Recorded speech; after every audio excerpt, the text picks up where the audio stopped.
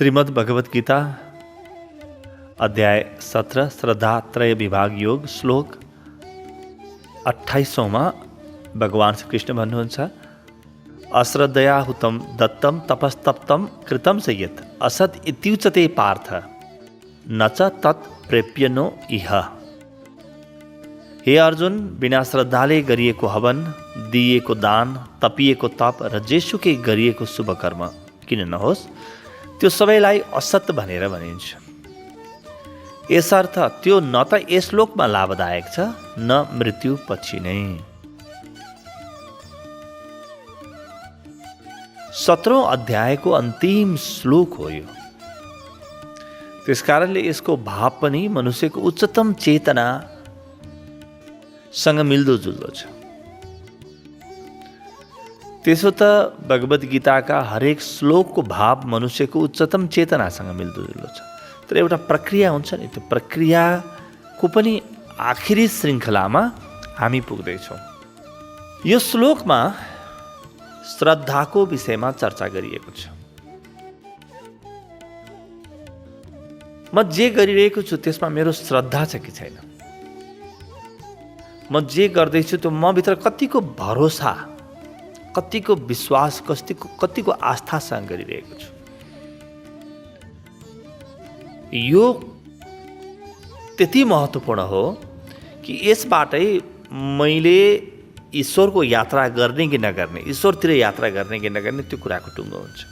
यो जीवनको दुःखलाई यसै गरी जारी राख्ने कि यो दुःखलाई विसर्जन गर्ने हो, त्यो मेरो श्रद्धाको अवस्था वा अश्रद्धाको अवस्थामा टुङ्गो हुन्छ।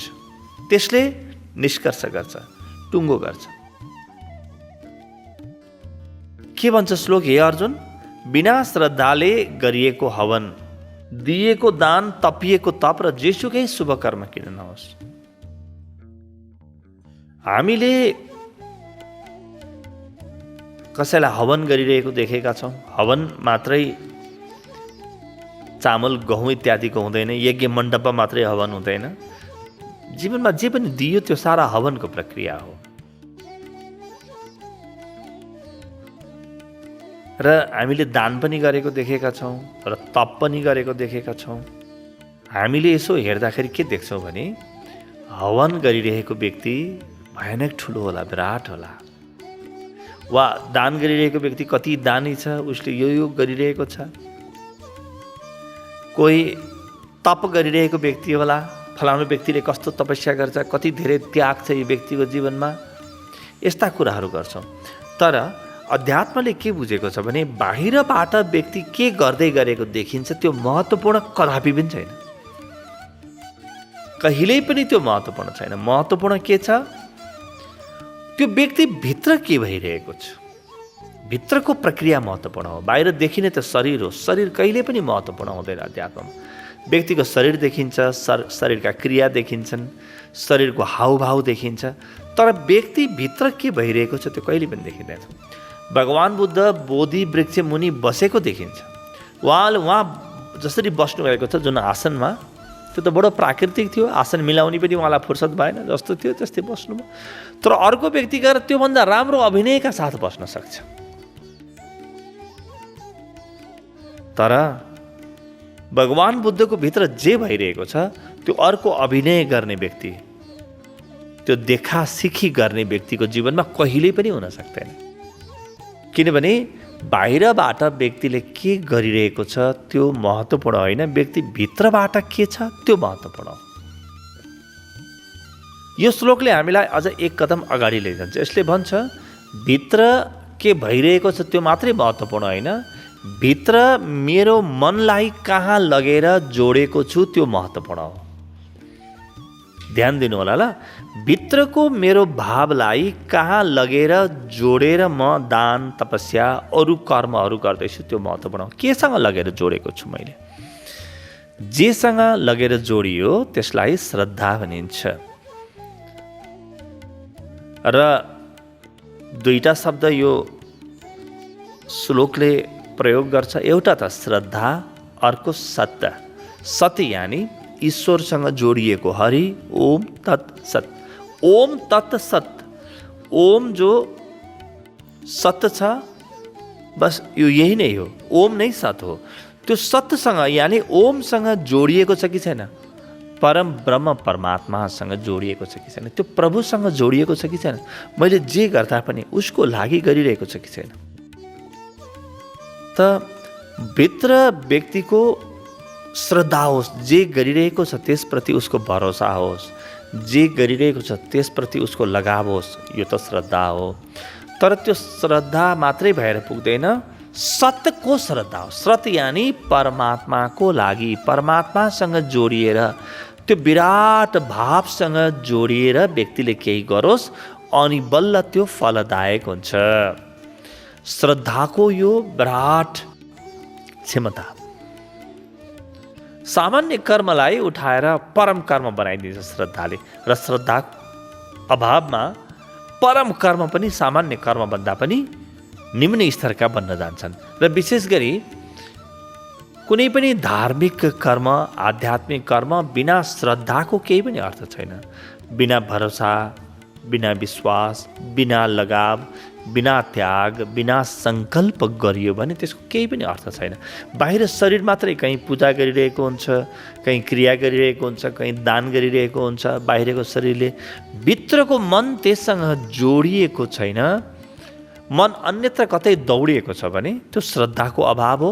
श्रद्धाको अभावमा त्यसको केही पनि फल हुँदैन, किनभने बाहिर हातले म पूजा गरिरहेको छु कि म के गरिरहेको छु त्यो अर्थको विषय होइन। त्यो गरिरहँदाखेरि भित्रको मेरो मन चाहिँ केसँग जोडिएको छ त्यो चाहिँ अर्थ हो। त एउटा श्रद्धा मेरो जीवनमा होस्, र त्यो श्रद्धा के प्रति होस्, सत्य प्रति होस्। बिना श्रद्धाले गरिएको हवन, दिएको दान, तपिएको तप र जुनसुकै कर्म किन नहोस्, त्यो सबैलाई असत्य भनेर भनिन्छ। श्रद्धा छैन भने त सत हुने कुरै भएन। म त्यो विराटसँग आफूलाई जोड्नै सक्दिनँ। म कर्म गर्छु कुनै पनि, जस्तो म पूजा गरौँला, अब त्यो पूजा मैले आफैमा स्वतन्त्र कुनै कर्म हो भन् ठाने भने म बिग्रिएँ। त्यो पूजा त परमात्मासँग मलाई जोड्ने एउटा उपाय हो। त मेरो भित्र परमात्मालाई धारण गरेर म पूजा गरिरहेको छ कि छैन, म भित्रबाट जोडिएको छ कि छैन। त्यो जोडिने बित्तिकै हेर्नुहोस्, सत्य र श्रद्धा दुईटा कुराको मेल हुने बित्तिकै जीवनमा भावको उत्पन्न हुन्छ, भाव उत्पन्न हुन्छ र विराट भाव आउन थालिहाल्छ। त्यही कर्म पनि म सानो कुरा परमात्माको लागि भनेर गरिरहेको छु भने मेरो हृदय विराट हुन्छ र कुनै विराट ऊर्जाले मलाई चारैतिरबाट समेट्न थाल्छ।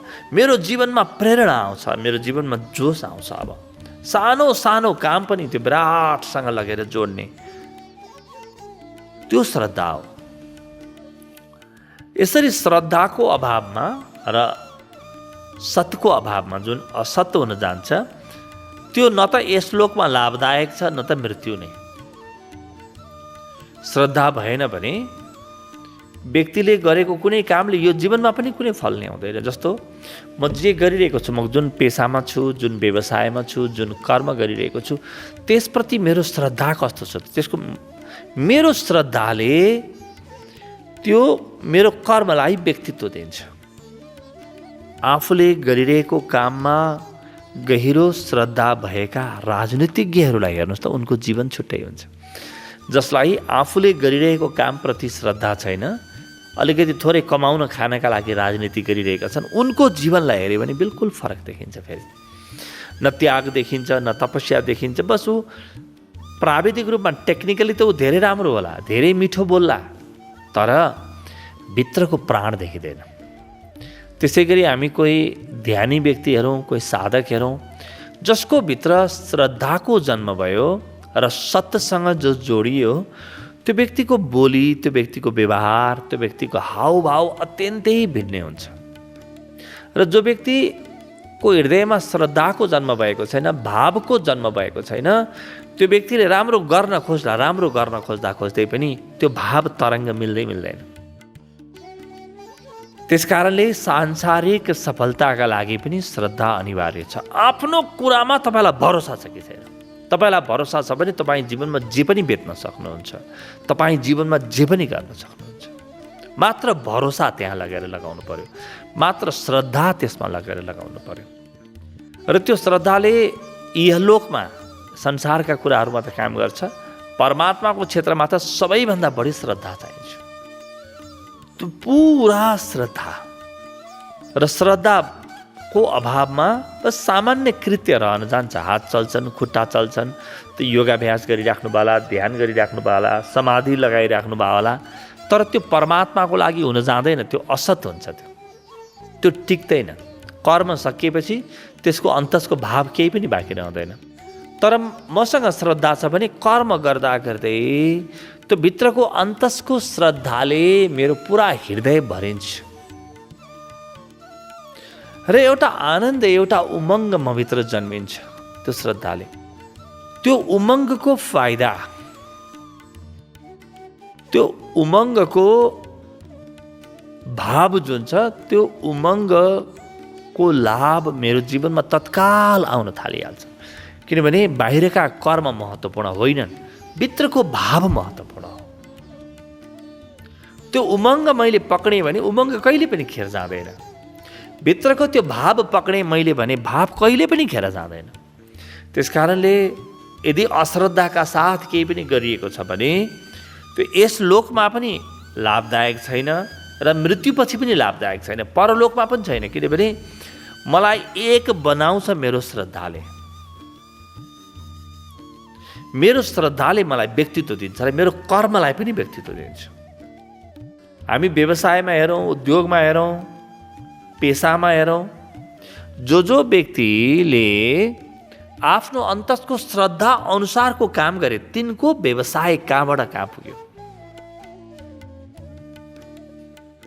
र जो व्यक्तिले आफ्नो अन्तस्को श्रद्धा बाहेकको काम गर्न थाल्यो त्यो व्यक्तिको न कर्म सफल भयो, न त्यो व्यक्तिकोमा एउटा व्यक्तित्व आयो, न त्यो संस्थाले व्यक्तित्व पायो, न त्यो कर्मको परिणाम नै राम्रो भयो।